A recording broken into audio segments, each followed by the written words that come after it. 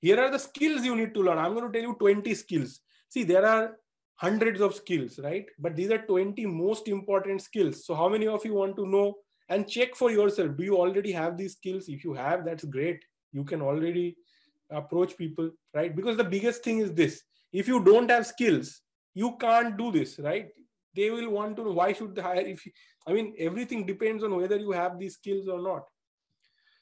And these skills will be relevant in India as well as US as well as any other country. Such technology law is such that these are relevant everywhere, in India, US, UK, Europe, anywhere. Drafting terms and conditions for web apps, right? Web services, e-commerce, websites, right? It is the same work in India and US, not much different. If you know it, it is very good. Second, privacy policy and GDPR compliance. Can you draft a privacy policy which is as per GDPR? And can you do GDPR compliance? GDPR compliance, matlab, there is GDPR from Europe, but it is, if any American company is doing business with Europe, they need to be able to do GDPR compliance. And GDPR compliance is a lot. You have to plan the data flow, who is going to hold the data, because one of the requirement of GDPR, for example, what kind of compliance is there? One of the requirement is that data will be available to employees only on a need to know basis. So if a data is not required in a certain department and it is remaining there, then it is a breach of GDPR. Okay, do you know how to handle these things? Second, if there is a GDPR incident, that is, there is a data breach incident, you have to report it to the GDPR authority in Europe. Okay, GDPR compliance is not just drafting privacy policy, it is much more. DMCA takedown notice for infringing content. DMCA is the Digital Millennium Copyright Act. It is the standard thing. If people violate your online content, even in India, everyone send notices under DMCA, right, for copyright violation online. Okay. Next, abuse of trademark on e-commerce and social media platforms. Do you know what to do if, imagine somebody is abusing my trademark? Can you think of an example of such? It happens all the time, right? Do you know how to handle such matters? Cease and desist notices, or taking it up with the social media company. Maybe somebody is using Facebook to sell fake Adidas boots or fake jackets of Nike or whatever, like, what to do, how to stop it. Trademark infringement through Google and Amazon ads. This is also very common, right?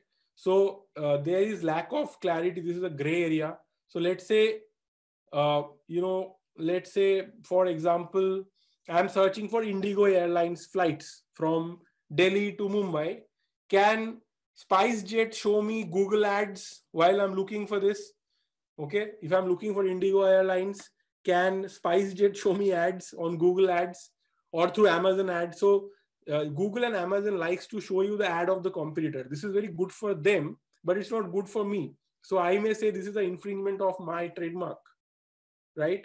And many cases have been filed over this around the world. And even now it is a standard process that somebody is doing this, you go and file a case against them. Usually then they stop because they don't want to fight so many cases.